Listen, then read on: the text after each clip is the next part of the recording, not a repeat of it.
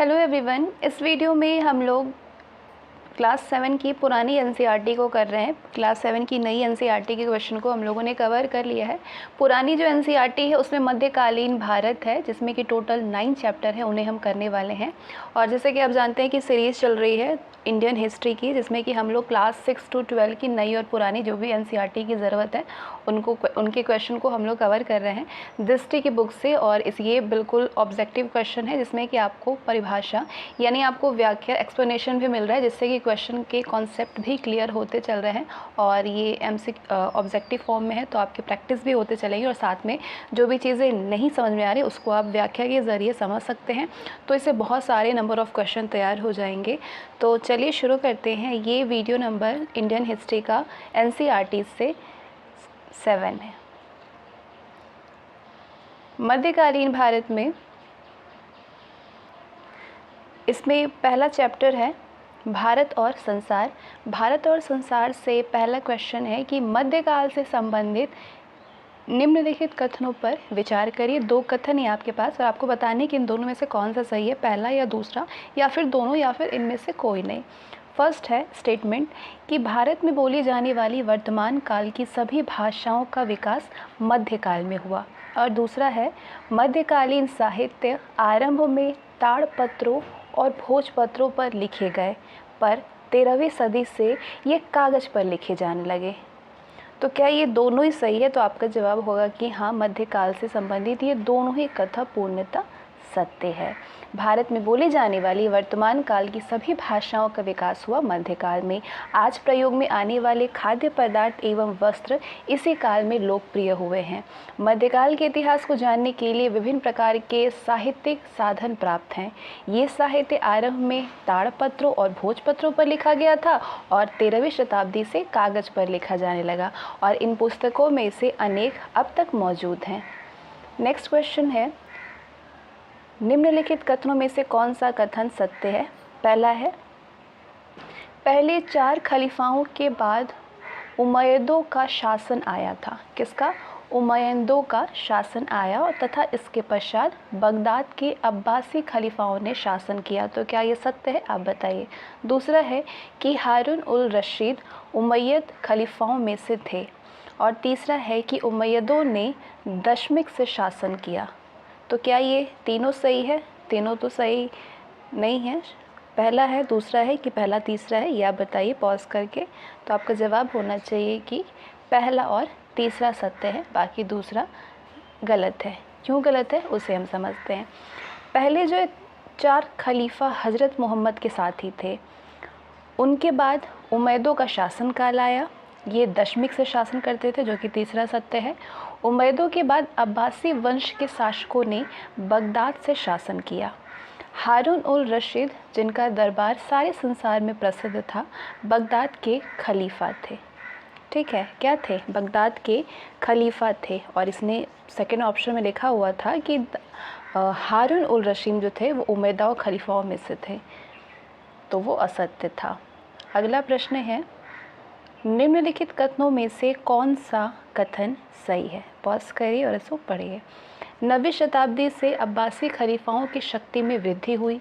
दूसरा है 15वीं और 16वीं शताब्दी के यूरोप में विद्या का विकास करने में अरब निवासियों के ज्ञान का महत्वपूर्ण हाथ है। तो क्या ये दोनों सही है? तो आपका जवाब होगा कि नहीं, केवल दूसरा सही है। पहला वाला गलत है, क्योंकि 9वीं शताब्दी में अब्बासी खलीफाओं की शक्ति घट गई थी। उनका राज्य क्षेत्र जो प्रांतों में विभाजित था उनके नियंत्रण में न रहा और सभी प्रांत स्वतंत्र हो गए। उन प्रांतों में गजनी और गौर के प्रांत भी थे, जबकि दूसरा जो स्टेटमेंट आपने देखा वो सही था। अगला क्वेश्चन है कि निम्नलिखित कथनों पर विचार करिए। 3 कथन है, इसको पढ़िए। बारूद, कागज़ और कंपास बनाने की तथा छापने की कला आदि अब चीन से यूरोप में पहुँचे।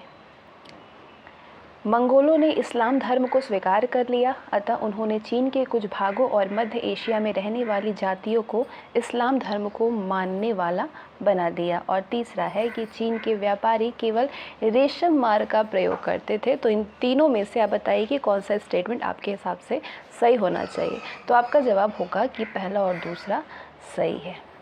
ठीक है, क्यों सही है? क्योंकि चीन के व्यापार में केवल पहला और दूसरा सही है, लेकिन तीसरा गलत है। क्यों गलत है? क्योंकि चीन के व्यापार में केवल रेशम मार्ग का ही प्रयोग किया जाता था। ठीक है, इसीलिए तीसरा गलत है। चीन के व्यापार केवल रेशम मार्ग का प्रयोग करते थे और रेशम मार्ग का ही प्रयोग नहीं किया जाता था, जो कि तीसरे स्टेटमेंट में था, तो वो गलत है इसलिए। बल्कि चीन के व्यापारी जो थे वो जहाज़ों से भी अपना सामान ले जाते थे। अगला चैप्टर है सेकंड, दक्षिण भारत के राज्य, जो कि 800 ईस्वी से 1200 ईस्वी तक था। प्राचीन काल की अपेक्षा मध्यकाल में भारत के उत्तरी एवं दक्षिणी अर्ध भागों के मध्य अधिक निकटता के संबंध के क्या कारण थे? अधिक निकटता के संबंध के कारण थे। पहला स्टेटमेंट है कि दक्षिण भारत के उत्तरी राज्यों ने अपने राज्य गंगा घाटी तक स्थापित करने के लिए प्रयास किया था। दूसरा है कि दक्षिण भारत के धार्मिक आंदोलनों ने उत्तर भारत को भी प्रभावित किया। और तीसरा है कि दक्षिण भारत के बहुत से ब्राह्मण उत्तर भारत में आकर के बस गए। तो बताइए कौन सा आपके हिसाब से ये सही होना चाहिए? तो आपका जवाब होगा कि पहला और दूसरा सही है, लेकिन तीसरा गलत है। क्यों सही है और क्यों गलत है? मध्यकाल में इस विशाल देश के उत्तर एवं दक्षिण राज्य एक दूसरे से उस प्रकार अलग नहीं रहे जिस प्रकार वे प्राचीन काल में थे। इस समय विंध्य पर्वत श्रृंखला और दक्कन उत्तर भारत और दक्षिण भारत के बीच संबंध स्थापित करने का साधन बन गए थे। मध्यकाल में इन राज्यों की निकटता के 3 प्रमुख कारण थे। क्या क्या? पहला ये था कि दक्षिण भारत के उत्तरी राज्यों ने अपने राज्य अधिकार को गंगा नदी की घाटी तक फैलाने का प्रयत्न किया। दूसरा, दक्षिण भारत के धार्मिक आंदोलन उत्तर भारत में भी लोकप्रिय। और तीसरा ये था कि उत्तर भारत के बहुत से ब्राह्मण दक्षिण भारत में जाकर के बस गए, जिससे मेल जोल की भावना में वृद्धि हुई। ठीक है, नेक्स्ट क्वेश्चन है, दक्षिण भारतीय राज्यों से संबंधित निम्न कथनों पर विचार करिए। पहला कथन है, 10वीं सदी में दक्षिण प्रायद्वीपीय क्षेत्र के उत्तर पश्चिमी राष्ट्रकूट सर्वाधिक महत्वपूर्ण राज्य था। दूसरा है कि दक्षिण भारत के चोल शासकों का राज्य तंजौर के आसपास विस्तृत था। तीसरा है कि दक्षिण भारत के पांड्य शासकों का राज्य आधुनिक मदुरै क्षेत्र के चोल साम्राज्य के दक्षिण में था।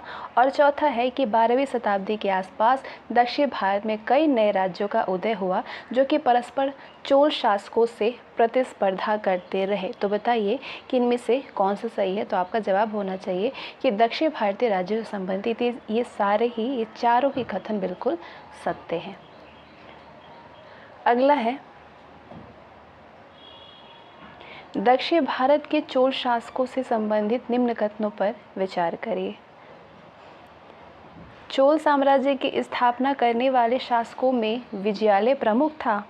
चोल साम्राज्य के शासक परांतक प्रथम ने पांड्य राजा को हराया था। चोल शासक राजराज प्रथम ने समुद्र के रास्ते मालदीव और श्रीलंका पर सफल आक्रमण किए।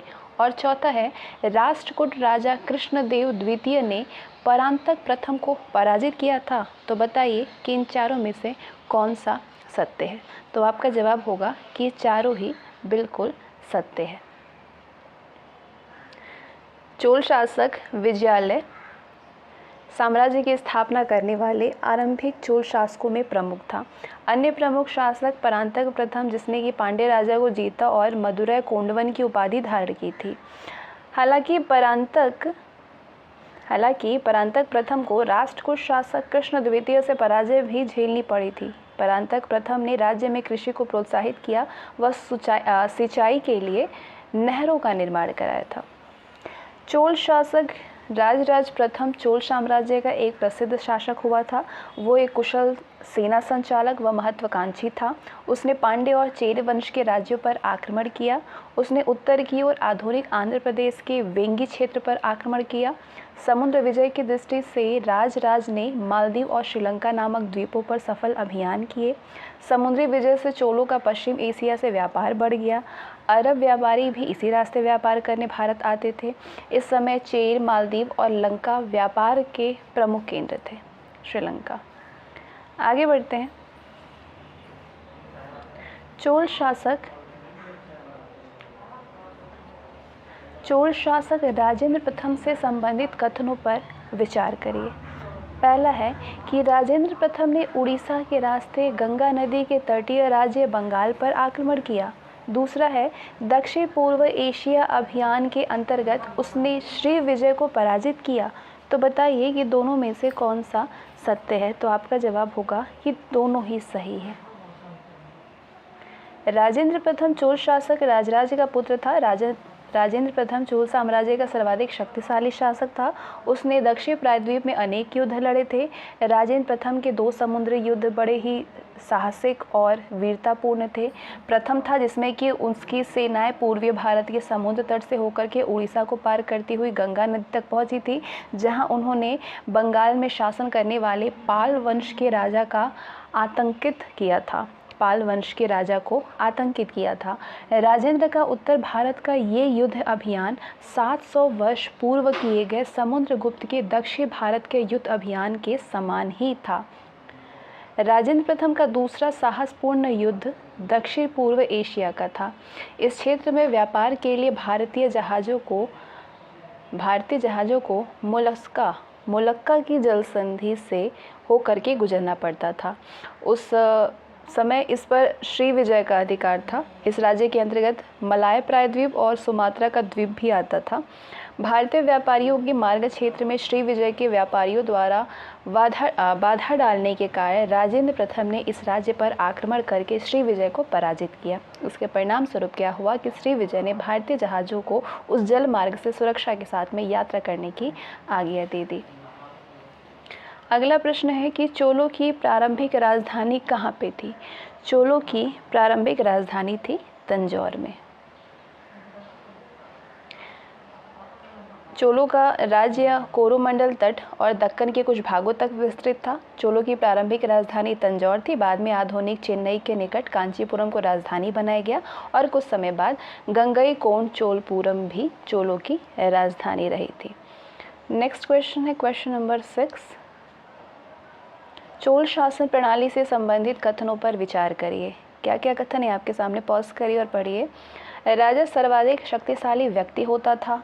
राज्य को प्रांतों को वलनाडु और वलनाडु को गांवों में विभाजित किया जाता था। ग्राम प्रशासन चोलों की महत्वपूर्ण प्रशासन विशेषता थी। चोलों की आय के प्रमुख साधन युद्ध से जीती हुई राशि होती थी। तो बताइए ये चारों में से आपको कौन सा लग रहा है कि सही होना चाहिए। तो आपका जवाब होगा कि सिर्फ पहला, दूसरा और तीसरा सही है, बाकी चौथा आपका गलत है कि चोलों की आय के प्रमुख साधन युद्ध से जीती हुई राशि हुआ करती थी। ऐसा इसलिए क्योंकि चोलों की आय के प्रमुख साधन भूमि और भूमि की उपज पर लगाए गए कर और व्यापार कर थे, ना कि युद्ध से जीती हुई राशि थी। इसलिए चौथा कथन गलत है। बाकी पहला, दूसरा सही है। पहला था कि राजा सर्वाधिक शक्तिशाली व्यक्ति होता था। तो चोल राज्य में राजा सर्वाधिक शक्तिशाली व्यक्ति होता था। हालांकि वो अपनी मंत्री परिषद से सलाह मशवरा करके अपना शासन संचालन करता था। दूसरा कथन आपसे कहा था कि राज्य को प्रांतों को वलनाडु में और वलनाडु को गांवों में विभाजित किया गया था। तो चोल राज्यों को प्रांतों में विभाजित किया गया था जिसे कि मंडलम कहते थे। प्रत्येक मंडलम को वलनाडुओं में और वलनाडुओं को गांवों में विभाजित किया गया था। ग्राम प्रशासन चोलों की महत्वपूर्ण प्रशासन व्यवस्था थी, विशेषता थी। गांवों का प्रशासन स्वयं ग्रामवासियों द्वारा किया जाता था। गांव वालों की एक ग्राम परिषद होती थी। ठीक है। उत्तर मेरूर से प्राप्त लेखों के आधार पर ग्राम सभा का उल्लेख मिलता है। ग्राम सभा कई समितियों और उप समितियों में बटी रहती थी। ग्राम सभा के सदस्य लॉटरी के द्वारा चुने जाते थे। ठीक है। नेक्स्ट क्वेश्चन है कि चोल काल के समाज से संबंधित कथनों पर विचार करिए। पहला कथन है कि चोल काल में ब्राह्मण सम्मानीय लोग थे जिन्हें कि राजा के भूमि और ग्राम उपहार के रूप में मिलते थे। दूसरा है कि चोल व्यापारी दक्षिण पूर्व एशिया और पश्चिम एशिया तक व्यापार करते थे। तीसरा है कि शूद्रों की स्थिति इस समय मजदूरों और किसानों से बेहतर थी। चौथा है कि ब्राह्मणों को दान किए गए ग्राम मणिग्रामम कहलाते थे। तो बताइए कि इनमें से कौन कौन सा सही है। तो आपका जवाब होगा कि केवल पहला और दूसरा सही है, तीसरा और चौथा गलत है कि शूद्रों की स्थिति इस समय मजदूरों और किसानों से बेहतर थी और ब्राह्मणों को दान दिए गए ग्राम मणिग्रामम कहलाते थे। ये दोनों आपका सही नहीं है, बाकी पहला और दूसरा सही है। चोल काल में ब्राह्मण और व्यापारी सम्मानीय लोग थे। ब्राह्मणों को राजा से भूमि और ग्राम उपहार में मिलते थे, जिससे कि ब्रह्मदेय उपहार कहते थे। चोल राज्य में व्यापारी बड़े संपन्न हुआ करते थे। उनका चीन, दक्षिण पूर्व एशिया और पश्चिम एशिया के साथ में व्यापार होता था। कुछ व्यापारी मिलकर के एक व्यापार मंडल बना लेते थे जिसको कि मणिग्रामम कहा जाता था, इसलिए चौथा गलत है। चौथा कहा गया है कि ब्राह्मणों को दान दिए गए ग्राम को मणिग्रामम कहलाता था। इस समय नगरों के मजदूर और गाँवों के किसान प्राय बहुत गरीब होते थे, ना कि उनकी स्थिति बेहतर होती थी। शूद्रों की स्थिति समाज में सबसे दयनीय थी। अगला प्रश्न है,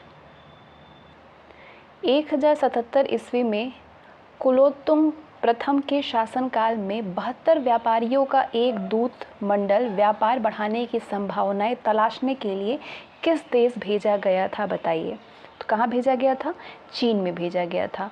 चोल शासक कुलोत्तुंग प्रथम के शासनकाल में 1077 में 72 व्यापारियों को दूत मंडल को चीन भेजा गया था। अगला प्रश्न है कि दक्षिण भारतीय मंदिरों की विशेषताओं पर विचार करिए। पहला है कि दक्षिण भारतीय मंदिर आर्थिक, सामाजिक और सांस्कृतिक जीवन के प्रमुख केंद्र होते थे। दूसरा है, इन मंदिरों में एक प्रांगण, गोपुरम और मध्य भाग में एक ऊंचा शिखर बनाया गया था। तीसरा है, इस काल की मूर्तियां पत्थर या कांसे की बनी होती थी। तो बताइए कि इनमें से कौन सा सही है। तीनों ही बिल्कुल सही है। दक्षिण भारतीय मंदिर आर्थिक, सामाजिक और सांस्कृतिक गतिविधियों के प्रमुख केंद्र थे। इस समय मंदिर बहुत वैभवशाली था, भव्य होते थे, जैसे कि चोलों का तंजौर से बनाया गया बृहदेश्वर का मंदिर, तंजौर में बनाया गया बृहदेश्वर का मंदिर। मंदिर निर्माण में एक प्रांगण, प्रवेश द्वार जिसे कि गोपुरम कहते थे, और केंद्रीय मंदिर के ऊपर एक ऊंचा सा शिखर बनाया जाता था। प्रांगण में बहुत छोटे छोटे मंदिर बनाए जाते थे जिनमें कि दूसरे देवता और महात्माओं की मूर्तियां प्रतिष्ठित की जाती थी। केंद्रीय गर्भगृह में देवी या देवता का मूर्ति स्थापित की जाती थी। ये मूर्तियां या तो पत्थर की बनी होती थी या फिर कांसे की बनी होती थी। कांसे की बनी हुई मूर्तियां विशेष रूप से सुंदर हैं और अपने सौंदर्य के लिए संसार भर में प्रसिद्ध हैं, जैसे कि शिव के तांडव स्वरूप को दर्शाने वाली महान नटराज की मूर्ति चोल काल की कांस्य प्रतिमाओं की उत्कृष्टता को प्रदर्शित करती है। अगला क्वेश्चन है, कंबन की रामायण का किस भाषा में अनुवाद किया गया है? तमिल भाषा में। किस भाषा में? रामायण मूल रूप से संस्कृत में लिखी गई है, इसका तमिल भाषा में अनुवाद किया गया है। तमिल दक्षिण भारत का सबसे प्राचीन भाषा है। इस क्षेत्र में कन्नड़ भी एक प्रसिद्ध भाषा थी। कवि, पंप, पौन और रत्न कन्नड़ साहित्य के 3 रत्न कहे जाते हैं। नेक्स्ट क्वेश्चन है, दक्षिण भारतीय धार्मिक विशेषताओं से संबंधित निम्न कथनों पर विचार करें। पहला कथन है, इस क्षेत्र से लिंगायत एक महत्वपूर्ण संप्रदाय था जिसके संस्थापक बासव थे। दूसरा, शंकराचार्य और रामानुज दक्षिण भारत के प्रसिद्ध दार्शनिक थे। तो बताइए कौन सा सही है? दोनों ही बिल्कुल सत्य है। 800 से 1200 ईस्वी के बीच में दक्षिण भारत में कुछ लोकप्रिय आंदोलन हुए थे। इनमें से कुछ तो अलवारों और नैनारों की दी हुई शिक्षाओं को लेकर के चल रहे थे, तो अन्य ने नवीन विचारों का प्रचार प्रारंभ किया। नवीन प्रचारक ये नहीं चाहते थे कि समाज का वर्णों और जातियों में विभाजन किया जाए, क्योंकि उनका विश्वास था कि सभी मनुष्य समान हैं।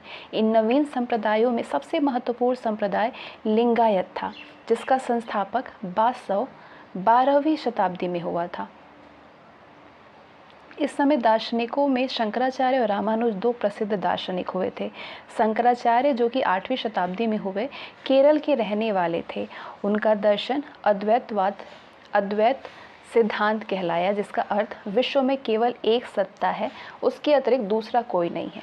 उन्होंने ज्ञान मार्ग का उपदेश दिया। रामानुज का जन्म 11वीं शताब्दी में श्री पेरुम्बदूर, जो कि कहाँ पे है? तमिलनाडु में था। वहाँ पे हुआ था। उन्होंने उपदेश दिया कि व्यक्ति को भक्ति भाव से अपने को पूर्ण रूप से ईश्वर की शरण में छोड़ करके उसकी उपासना करनी चाहिए। अतः उनका मत शंकराचार्य के मत से अलग था। क्या था? भिन्न था। मध्यकाल का तीसरा चैप्टर है उत्तर भारत के राज्य, जो कि 800 से 1200 ईस्वी तक था। ठीक है। क्वेश्चन है कि उत्तर भारत के त्रिदलीय संघर्ष में कौन से राज्य सम्मिलित थे? बताइए। राष्ट्रकूट, पाल, प्रतिहार, चोल, कौन से राज्य सम्मिलित थे? राष्ट्रकूट सम्मिलित थे, पाल सम्मिलित थे और प्रतिहार सम्मिलित थे। चोल नहीं सम्मिलित थे। उत्तर भारत में कन्नौज नगर का अधिकार करने के लिए 3 राज्य राष्ट्रकूट, प्रतिहार और पाल लंबे समय तक संघर्षरत रहे थे। आधुनिक इतिहासकारों ने इसको कन्नौज के लिए त्रिदलीय यानी 3 दलों का संघर्ष कहा है। कन्नौज के लिए संघर्ष का प्रमुख कारण उसकी राजनीतिक और भौगोलिक संपन्नता थी। संघर्षरत राज्यों में राष्ट्रकूट दक्कन के उत्तर पश्चिम भाग में विस्तृत एक वैभवशाली राज्य था। मालखेत इनकी राजधानी थी। अमोघवर्ष राष्ट्रकूटों का एक महत्वाकांक्षी शासक था। उसने कन्नौज पर अधिकार करके उत्तर भारत पर शासन करने का प्रयास किया। प्रतिहार दक्षिण राजस्थान के कुछ भागों और अवंती पर शासन करते थे। प्रतिहारों ने 18वीं शताब्दी के अंत तक कन्नौज पर अधिकार किया था। पाल वंश के शासक बंगाल पर शासन करते थे। गोपाल पाल वंश का पहला राजा था। गोपाल के पुत्र धर्मपाल को कन्नौज में सफलता प्राप्त हुई थी। नेक्स्ट है, प्रतिहार राजा भोज ने किस धर्म को संरक्षण प्रदान किया था? भोज ने किस धर्म को संरक्षण प्रदान किया था? वैष्णव धर्म को। किस धर्म को? राजा भोज प्रतिहार राजवंश का एक प्रभावशाली शासक था। उसने 1836 से 1882 तक राज किया था। भोज अपनी साहित्यिक रुचि और वैष्णव धर्म के संरक्षण के लिए याद किया जाता है। तो पहला सही है। भोज के कुछ सिक्कों में विष्णु के अवतार वराह के चित्र मिलते हैं और उसने आदि वराह की पदवी भी धारण की थी। ठीक है। नेक्स्ट है कि पूर्व मध्यकाल की राजपूत वंश से संबंधित कथनों पर विचार करिए। पहला है कि राजपूत वंशों में परिहार, चौहान, सोलंकी और परमार 4 प्रसिद्ध वंश हुए। दूसरा है ये राजपूत वंश अपने आप को अग्निकुल का मानते थे। तीसरा है कि चौहानों ने तोमर वंश को पराजित करके दिल्ली और उसके आसपास के क्षेत्र को अपने राज्य में मिला लिया था। तो बताइए कि इनमें से कौन सा सही है? तो आपका जवाब होगा कि तीनों ही सही है। नेक्स्ट, पृथ्वीराज रासो का लेखक कौन है? पृथ्वीराज रासो का लेखक है चंद बरदाई। नेक्स्ट है कि कथन है पहला, महमूद गजनी ने भारत पर 17 बार आक्रमण किया। वो भारत में स्थायी मुस्लिम शासन की स्थापना करना चाहता था। तो आपका जवाब होगा कि कथन तो सही है लेकिन कारण गलत है, और ये गलत भी है, ना ही इसके स्पष्टीकरण है और ना ही ये कारण है। तो ए सही है लेकिन आर गलत है।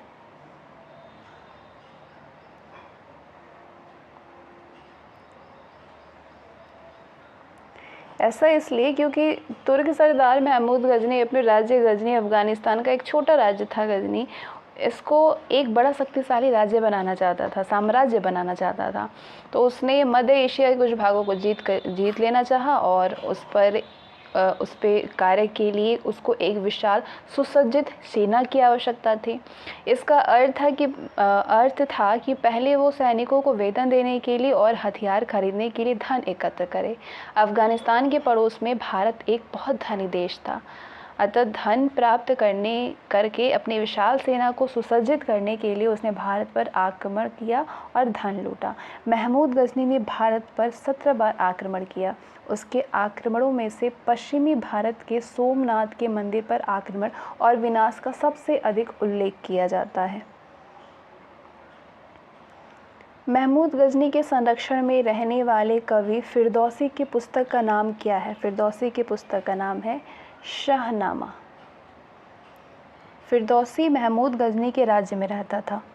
शाहनामा इन्हीं का प्रसिद्ध महाकाव्य है। महमूद गजनी कला का प्रेमी था। उसने अनेक राज्य कवियों को संरक्षण के साथ ही स्थापत्य कला को भी प्रोत्साहन दिया था। उसने अपने देश में एक सुंदर मस्जिद और पुस्तकालय बनवाए। प्रसिद्ध अल्बेरूनी महमूद गजनी के साथ ही भारत आया था।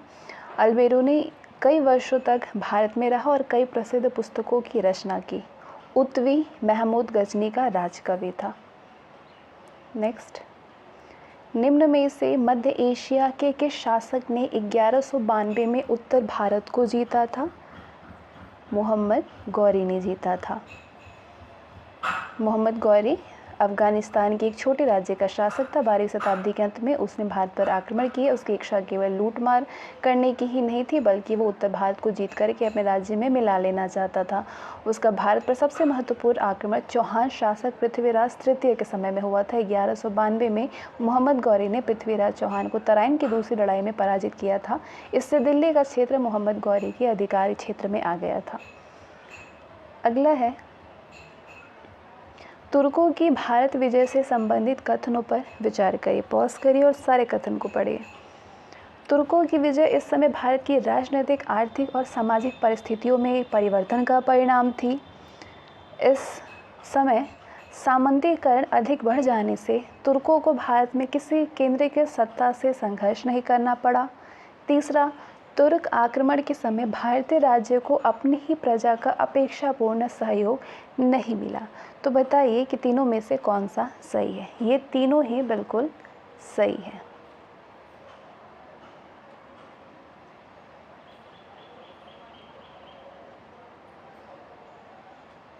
नेक्स्ट है, इसको आप चाहें तो इसका PDF मैं दे दूँगी टेलीग्राम पे, आप देख लेना उसको। अगला है कि इसे मैच करनी है। ये रचना है और ये रचनाकार है। किस रचनाकार ने किसकी रचना की है, इसको आपको मैच करनी है। सही सुमेलित इनमें से कौन सा है ये बताना है, सिर्फ एक ही बतानी है।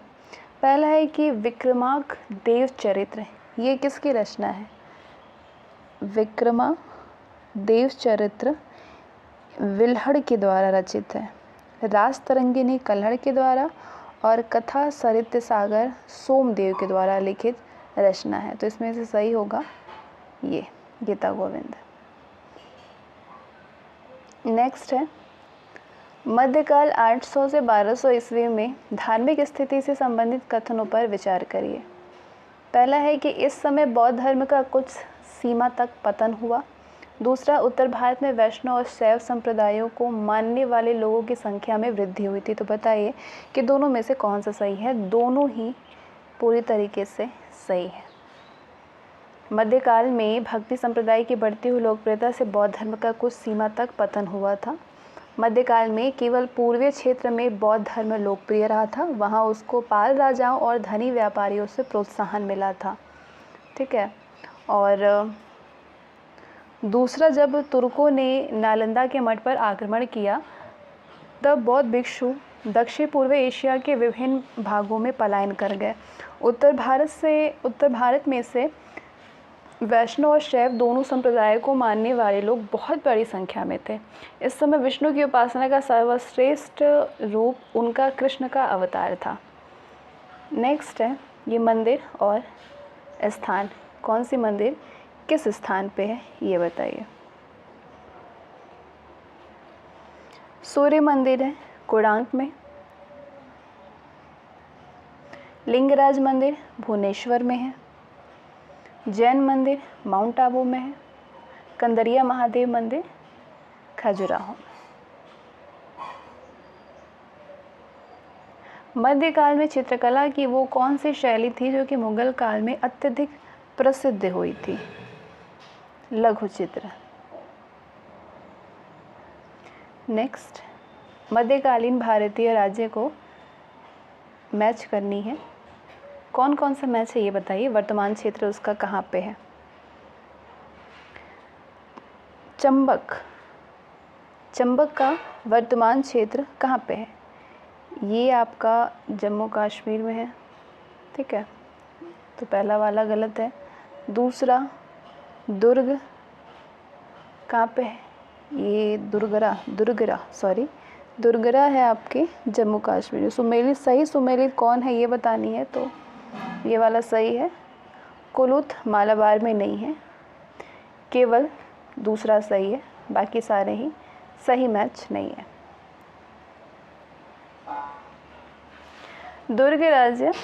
दुर्गरा राज्य जम्मू कश्मीर में स्थित था, साथ ही चंबा और कुल्लू में स्थित था। चंबक पश्चिमी हिमालय क्षेत्र के अंतर्गत आने वाली पहाड़ी रियासतों में से एक थी। वही कुल्लू वर्तमान कुल्लू जिले जो कि हिमाचल प्रदेश में कुल्लू जिले का प्राचीन नाम था। नेक्स्ट चैप्टर है दिल्ली के सुल्तान। दिल्ली के सुल्तान से संबंधित क्वेश्चन आंसर को करेंगे हम लोग। दिल्ली सल्तनत के प्रारंभिक शासक किस वंश से थे? दिल्ली सल्तनत के प्रारंभिक शासक ममलूक वंश के थे। किस वंश के थे? ममलूक। दिल्ली के सुल्तानों में ममलूक वंश के थे पहले आरंभिक के। इन शासकों में सबसे पहला मोहम्मद गौरी का सेनापति कुतुबुद्दीन ऐबक था। नेक्स्ट है दिल्ली सल्तनत पर शासन के दौरान आरंभिक सुल्तानों की प्रमुख समस्याओं पर विचार करिए। तुर्क सरदार और गुलाम सुल्तान के प्रति विद्रोह करते रहते थे। इस समय मध्य एशिया के मंगोल चंगेज खां के लगातार आक्रमण एक बड़ी समस्या थी। तो बताइए इनमें से कौन सा सही है? दोनों ही सही है। पीडीएफ मिल जाएगी आप सभी को। बलबन ने अपने शासन को शक्तिशाली बनाया और सारी सत्ता अपने हाथ में केंद्रित रखी। कारण दे रहा है कि बलबन सुल्तान की निरंकुश शक्ति पर विश्वास करता था। कथन और ये कारण दोनों सही है और कारण जो कथन जो है, कथन का सही स्पष्टीकरण है कारण। दिल्ली सल्तनत के कई साधारण सुल्तानों के बाद शक्तिशाली और दृढ़ निश्चय वाला बलबन दिल्ली का सुल्तान बना था। वो इस बात पर अधिक बल देता था कि सेना और शासन पर सुल्तान का पूर्ण अधिकार हो। बलबन सुल्तान की निरंकुश शक्ति पर विश्वास करता था। नेक्स्ट, अलाउद्दीन खिलजी के शासक बनते ही उसके प्रारंभिक कार्य क्या थे? उसके प्रारंभिक कार्य क्या थे बताइए। सुल्तान बनते ही उसने संपूर्ण भारत पर अपना साम्राज्य स्थापित करने का प्रयास किया। गंगा यमुना के बीच के उपजाऊ क्षेत्र दोआब के धनी व्यक्तियों पर उसने भूमि कर बढ़ा दिया था। उसने भूमि की नाप करवाई और इस नाप के आधार पर लगान निर्धारित किया। तो बताइए कौन सा सही है? पहला, दूसरा और तीसरा तीनों ही सही है। ठीक है। 1290 में ममलूक वंश के बाद एक नए वंश खिलजी वंश का शासन प्रारंभ हुआ था। अलाउद्दीन खिलजी इस वंश का महत्वाकांक्षी सुल्तान था। अलाउद्दीन खिलजी दूसरा सिकंदर बनकर के संसार को विजित करना चाहता था, तो इसलिए सुल्तान बनते ही उसने संपूर्ण भारत पर अपना साम्राज्य स्थापित करना चाहा। युद्ध कार्यों के लिए उसे एक विशाल सेना व उनके वेतन आदि के लिए प्रचुर धनराशि की आवश्यकता थी। अतः उसने गंगा यमुना के बीच उपजाऊ क्षेत्र के धनी व्यक्तियों पर भूमि कर बढ़ा दिया। उसका दूसरा महत्वपूर्ण कार्य लगान और खेती के भूमि के कर का फिर से निर्धारण करना था। उसने अपने राज्य की खेती की भूमि की नाप करवाई और फिर इस नाप के आधार पर लगान निर्धारित किया। तीसरा, उसने वस्तुओं के मूल्यों पर नियंत्रण किया। ठीक है।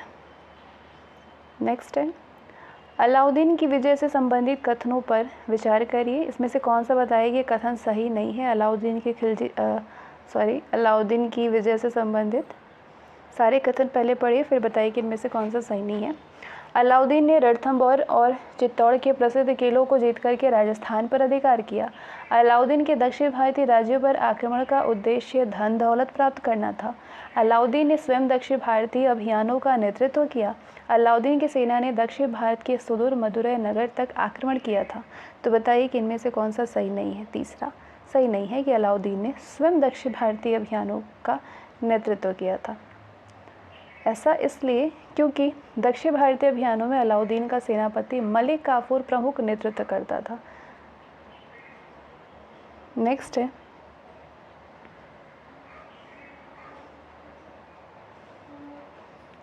निम्न में से किस सुल्तान ने बाजार सुधार लागू किए थे? बाजार सुधार लागू किया था अलाउद्दीन खिलजी ने। निम्न मुस्लिम बादशाहों में से किस एक ने मूल्य नियंत्रण पद्धति को पहली बार लागू किया था? अलाउद्दीन खिलजी ने लागू किया था। अरब यात्री इब्न बतूता किस सुल्तान के काल में भारत आया था?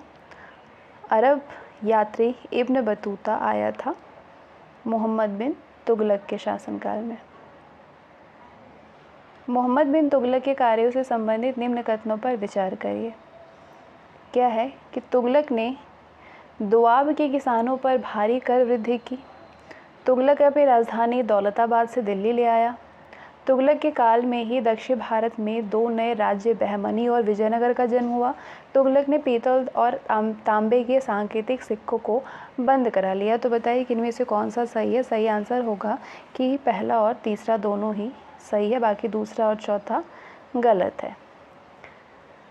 मोहम्मद बिन तुगलक एक महत्वाकांक्षी शासक था। वो भारत ही नहीं बल्कि मध्य एशिया में भी विजय प्राप्त करना चाहता था, इसलिए उसको एक बड़ी सेना की आवश्यकता थी और सेना के खर्च के लिए उसको बहुत सा धन चाहिए था। तो इसलिए उसने दोआब के किसानों पर भारी कर वृद्धि की। ठीक है, नेक्स्ट क्वेश्चन है और बाकी स्टेटमेंट के बारे में भी समझ लीजिए। मोहम्मद बिन तुगलक अपनी राजधानी दिल्ली से देवगिरी ले गया और उसका नया नाम दौलताबाद रखा था। हालांकि ये परिवर्तन सफल नहीं रहा और थोड़े समय बाद मोहम्मद बिन तुगलक पुनः दिल्ली लौट आए और दिल्ली एक बार फिर से राजधानी बन गई। तुगलक की असफलता और दक्षिणी राज्यों पर कमज़ोर पकड़ से सुदूर दक्षिण क्षेत्र और दूर के प्रांतों के शासकों ने सुल्तान राज्य की कमजोरियों को समझ लिया और विद्रोह कर दिया और अंत में अपने राज्य स्थापित कर लिए। इसी के समय दक्षिण में 2 स्वतंत्र राज्यों बहमनी और विजयनगर राज्य का उदय हुआ। अब सुल्तान का दक्षिण भारत के राजनीतिक मामलों में कोई भी दखल नहीं था। मोहम्मद बिन तुगलक ने पीतल और तांबे के सांकेतिक सिक्के चलाए, जिनको कि राजकोष में देकर के बदले में सोने चांदी के सिक्के प्राप्त किए जा सकते थे। सुल्तान की ये योजना भी असफल रही। कथन है मोहम्मद तुगलक की प्रतीक मुद्रा योजना असफल सिद्ध हुई। कारण मोहम्मद तुगलक का मुद्रा निर्गमन पर उचित नियंत्रण नहीं था। तो हाँ, दोनों सही है, पहला और दूसरा दोनों सही है, इसका बिल्कुल सही स्पष्टीकरण है। मोहम्मद तुगलक ने अपने शासनकाल में अनेक परिवर्तन कार्य की, जिसमें ये एक सांकेतिक मुद्रा भी चलाना था। हालांकि वो अपनी अधिकांश योजनाओं राजधानी परिवर्तन, सांकेतिक मुद्रा चलाना, दोआब कर वृद्धि, मध्य एशिया विजय, ये सारे जो अधिकांश योजनाएं थे उसमें वो असफल ही रहा था उनकी सारी योजनाएं। सांकेतिक मुद्रा के तहत उसने पीतल और तांबे के सांकेतिक सिक्के चलाए, जिसको कि राजकोष में देकर के बदले में सोने और चांदी के सिक्के प्राप्त किए जा सकते थे। यदि सुल्तान सांकेतिक सिक्कों के बनाने पर अपना नियंत्रण रखता और केवल राज्य के ही नियंत्रण में इन सिक्कों का प्रचलन किया जाता तो इस योजना में सफलता मिलती। लेकिन बहुत से लोग तांबे और पीतल के सांकेतिक सिक्के बनाने लगे, तो इसलिए अर्थव्यवस्था पर सुल्तान का कोई भी अधिकार नहीं रह गया। फलतः क्या हुआ कि सांकेतिक सिक्कों का प्रचलन सुल्तान को बंद करना पड़ा। ठीक है, तुगलक सुल्तानों में कौन एक कल्याणकारी सुल्तान कहलाता है? कल्याणकारी सुल्तान कहलाता है फिरोज शाह तुगलक।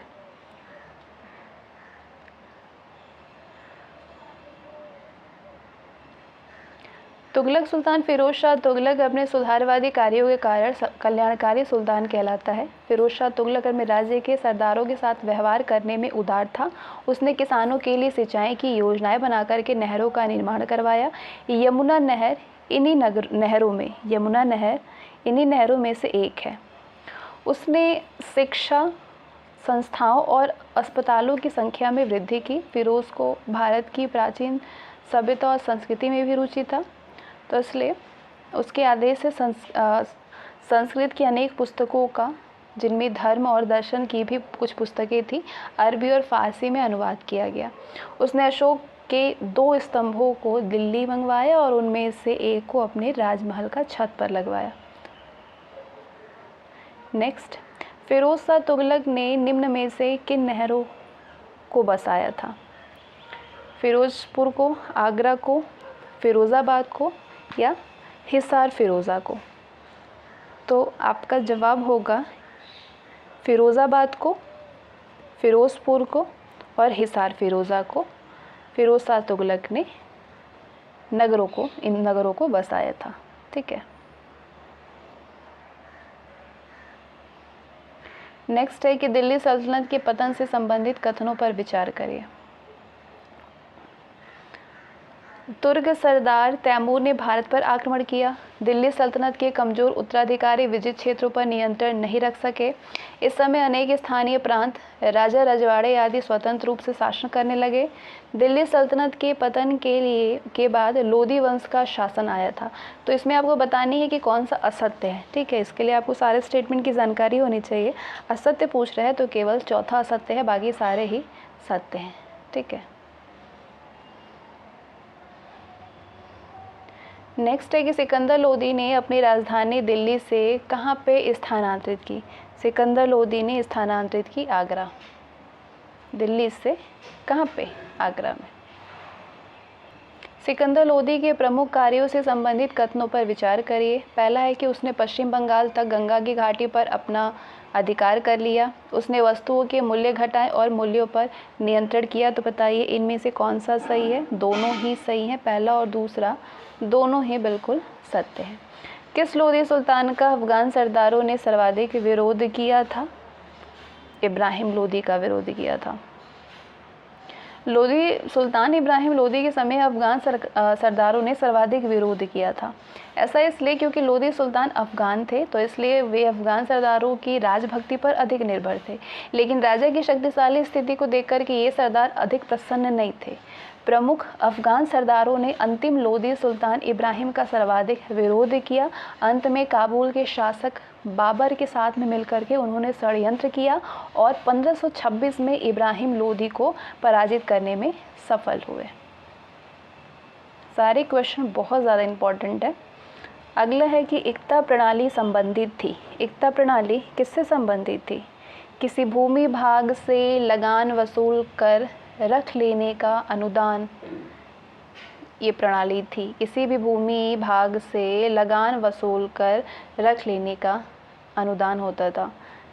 किसी भी भूमि भाग से लगान वसूल कर रख लेने का अनुदान होता था। कौन सी प्रणाली? एकता प्रणाली। अगला आपको बतानी है कि इनमें से कौन सा मैच नहीं है, सुमेलित नहीं है। मुकदम गांव का वंशानुगत मुखिया, मुर्शीफ लगान वसूली और हिसाब की देखरेख, बख्शी सेना का प्रमुख अधिकारी, काजी प्रमुख सलाहकार। तो इनमें से काजी जो था वह प्रमुख सलाहकार नहीं होता था, काजी न्यायाधीश होता था। ठीक है,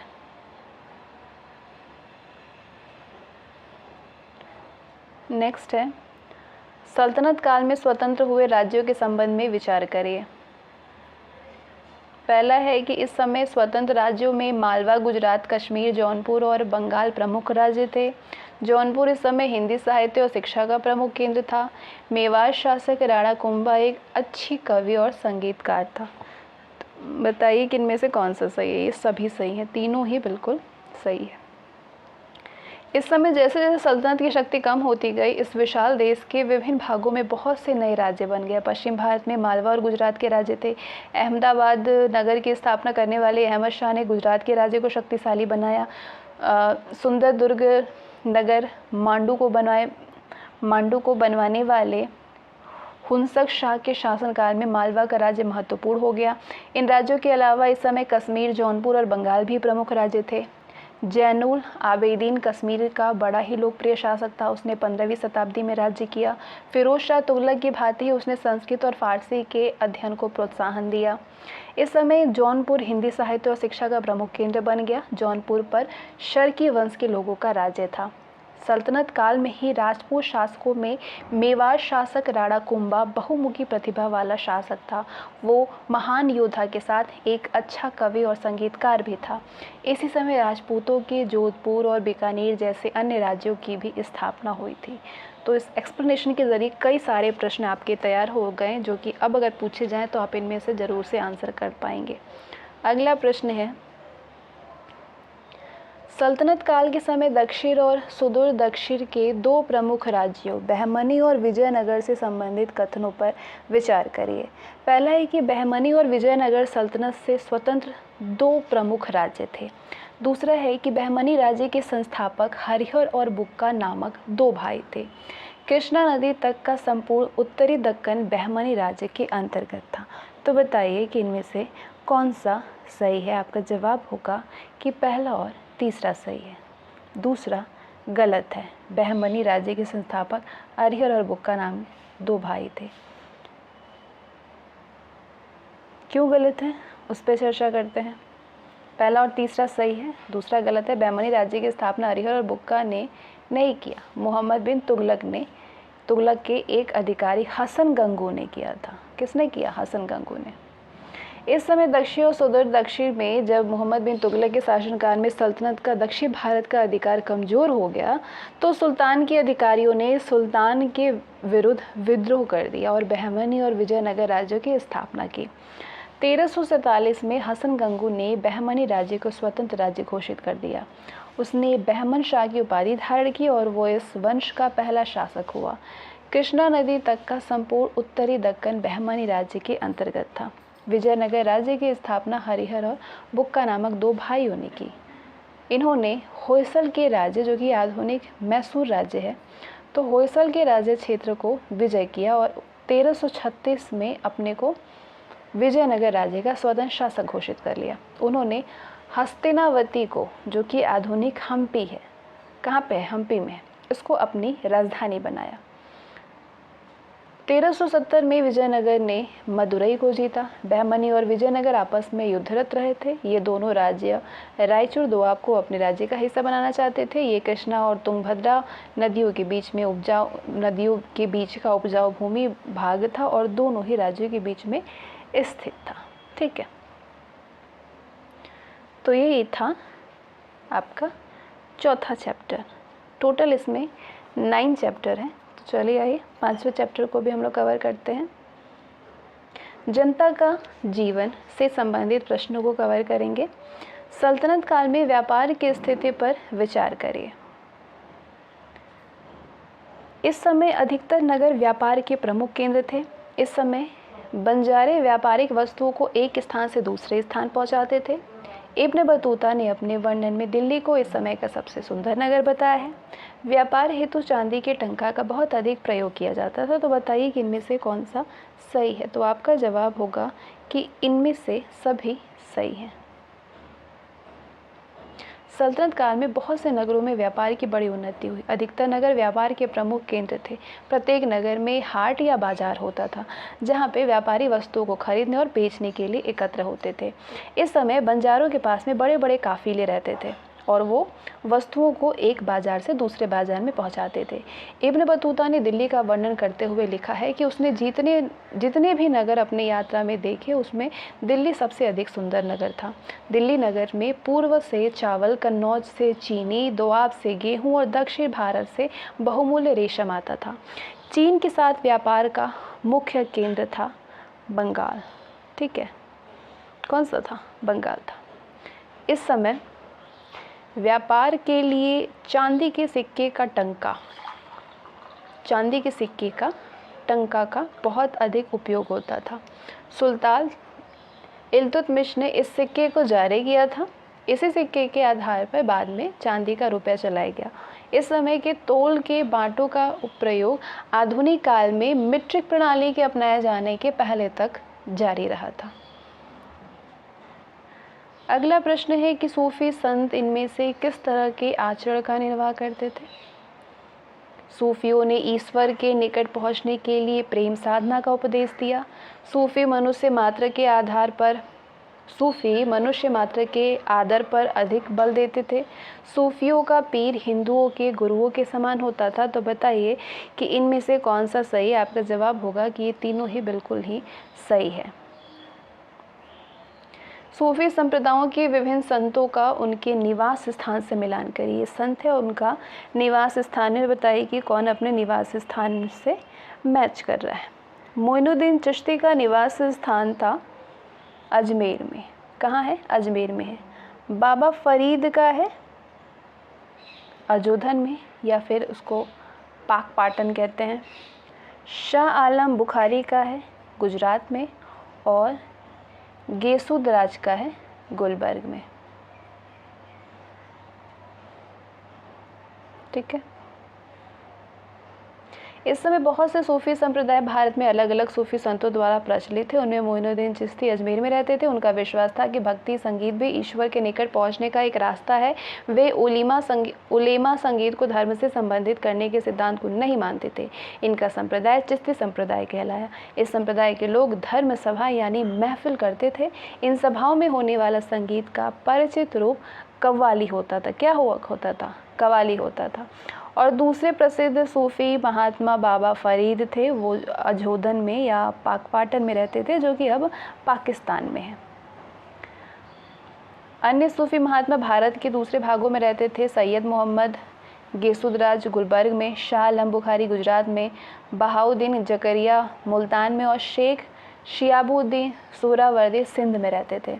दिल्ली के पड़ोस में निजामुद्दीन औलैया रहते थे। कहाँ रहते थे? दिल्ली के पड़ोस में। भक्ति आंदोलन के संदर्भ में बताइए, ये जो कथन दिया है इनमें से कौन सा सही है? पॉज करिए और इसे अच्छे से रीड करिए और बताइए कि कौन सा सही है। यही प्रश्न आपके एग्जाम में पूछे जाते हैं।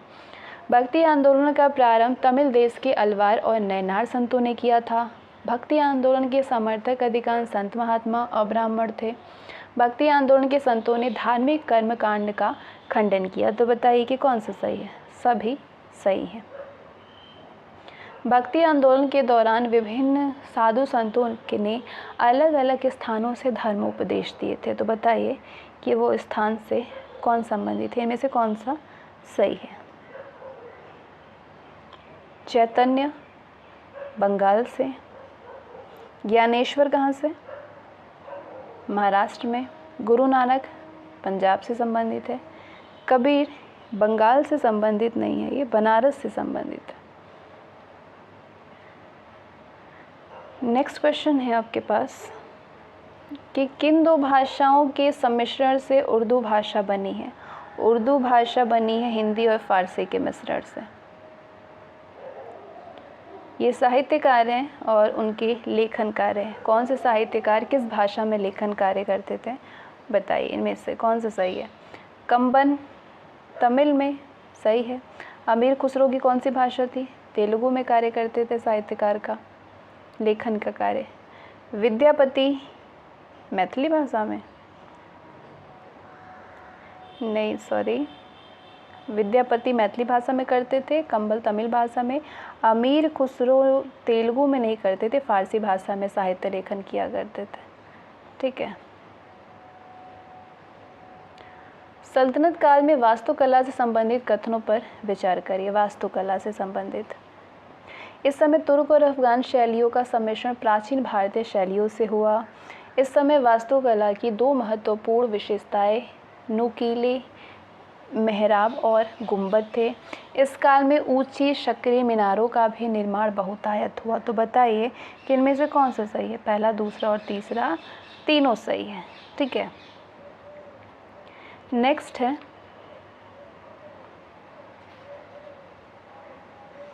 इमारत, और ये इमारत किस स्थान पे है ये आप बताइए।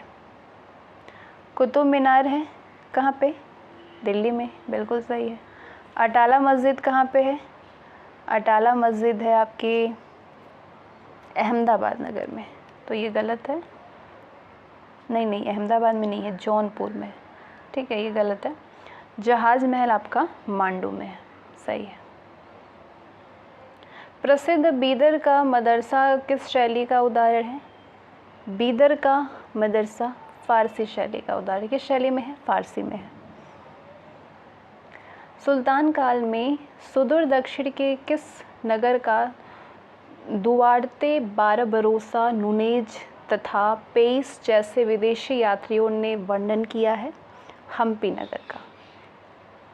इस समय में हम्पी नगर अपने ऐश्वर्य वैभव के लिए प्रसिद्ध था, जिसका वर्णन दुआर्ते, बारबरोसा, नुनेस तथा पेइस जैसे विदेशी व्यापारियों ने किया था। सुदूर दक्षिण में विजयनगर शासकों ने वास्तुकला निर्माण में पर्याप्त ध्यान दिया था। अगला प्रश्न है कि सल्तनत काल में चित्रकला और संगीत से संबंधित कथनों पर विचार करिए। इस काल में कलाकार अपने आश्रय देने वाले राजाओं के चित्र बनाते थे। इस समय प्रसिद्ध सितार, सारंगी और तबला वाद्य यंत्रों का पतन हुआ था। तो इनमें से कौन सा सही है आपके हिसाब से? केवल पहला, पतन नहीं हुआ था।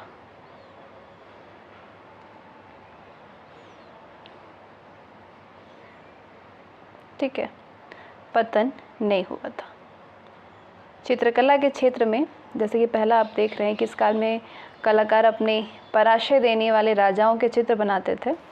तो इस समय में बारीक लघु चित्रों के बनने का प्राचीन काल जारी रहा था। कलाकार इस काल में शासकों और दरबारियों की भी पुस्तकों को चित्रों से सजाते थे और अपने आश्रय देने वाले राजाओं के चित्र भी बनाते थे। दूसरा वाला गलत है कि इस समय तुर्क और अफ़गान के आने से जीवन यापन की शैलियों में बहुत से नए प्रयोग किए गए थे। इसके परिणाम स्वरूप धार्मिक आंदोलन, भाषा और चित्रकला, वास्तुकला और संगीत कला की सुंदर नवीन शैलियों का विकास हुआ था, ना कि आपके यंत्रों का पतन हुआ था। तो टोटल 9 चैप्टर है जिसमें कि हम लोगों ने 5 चैप्टर को इस वीडियो में कवर किया है। बचे जो 4 चैप्टर हैं उसको हम लोग अगले वीडियो में, और बाकी आगे के जो क्लास 8 के हैं उनको भी हम लोग कवर करेंगे, क्योंकि सीरीज़ है तो सारी चीज़ें आपको वीडियो वाइज मिलती रहेंगी। इसमें आपको 5 चैप्टर मिला मध्यकालीन भारत का, जो कि पुरानी एनसीईआरटी है क्लास 7 का।